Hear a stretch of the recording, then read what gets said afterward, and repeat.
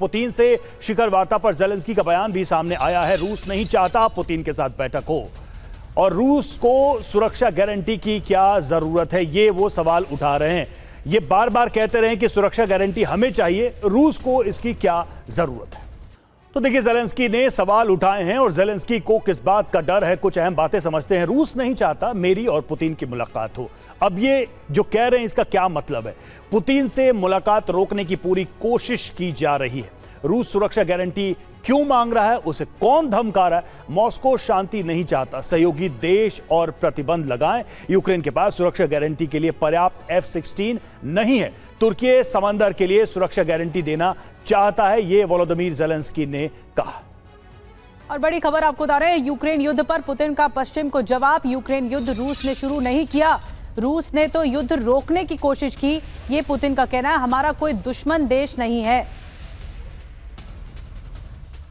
तो पश्चिम को बारूदी जवाब देने की कोशिश है पुतिन की। और पुतिन को आपने सुना, उनकी ओर से कहा गया कि यूक्रेन पर जो युद्ध शुरू हुआ वो रूस ने नहीं किया, क्योंकि यूक्रेन की महत्वाकांक्षा थी कि वो नेटो में शामिल हो। और उसके बाद से ये क्योंकि वो डिजर्व नहीं करता है यूक्रेन, और उसके बाद से ये ललकार सामने आई कि रूस अपना हक के लिए लड़ाई लड़ेगा। तो ये पश्चिम को बारूदी मैसेज है, ये जवाब देने की कोशिश है। रूस युद्ध के पक्ष में नहीं है, हम युद्ध रोकने के लिए काम करते हैं। हमारे खिलाफ दुष्प्रचार किया जा रहा है। 2014 में किसने युद्ध शुरू किया? व्लादिमीर पुतिन की ओर से पूछा गया। मायने देखिए, समझिए पुतिन के बयान के। यूक्रेन युद्ध में अपनी खराब छवि को सुधारने की कोशिश हो रही है। रूस को विलेन बनाने वाले पश्चिमी देशों को कड़ा संदेश दिया जा रहा है। यूक्रेन युद्ध के लिए कीव को जिम्मेदार ठहराने की रणनीति बनाई जा रही है। पुतिन ने कहा कि यूक्रेन में युद्ध शुरू करने और छेड़ने वाला रूस नहीं है, पुतिन के अनुसार। तो देखिए, जिस तरीके से ये सारी बातें पुतिन की तरफ से कही जा रही हैं, और इस बीच देखिए अलास्का वार्ता पर पहली बार पुतिन का ये रिएक्शन आया है। क्या कहा पुतिन ने? ट्रंप के साथ अलास्का में बैठक अच्छी रही और दोनों देशों के बीच संबंधों की नई शुरुआत हुई है। अमेरिका रूस के संबंध बेहद निचले स्तर पर हैं और हम आर्कटिक में मिलकर काम करेंगे, ये पुतिन ने कहा है। तो बैठक को लेकर, अमेरिका को लेकर वो पॉजिटिव नजर आ रहे हैं, लेकिन एक बात बहुत स्पष्ट तरीके से कह रहे हैं कि यूक्रेन के मामले में वो पीछे अभी हटने को तैयार नहीं। तो अपनी हर बैठक को लेकर ट्रंप तो बहुत कुछ कहते हैं, दुनिया भर में ढोल पीटते हैं।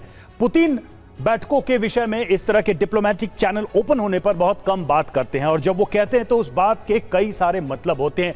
ओपन हुए इस पूरे मामले पर क्या कहा उन्होंने, जरा इस पर गौर करते हैं। अलास्का में जो कुछ भी हुआ उस पर।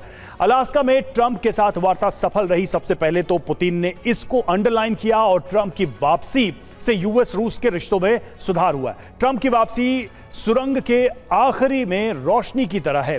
दोनों देशों के बीच मंत्रालयों, निगम स्तर की बातचीत हुई है, ये व्लादिमीर पुतिन ने कहा है इस बैठक को लेकर। अब इसमें क्या क्या मैसेजेस हैं, तो अलास्का वार्ता को फेल बताने वालों को एक तरीके से वो जवाब दे रहे हैं।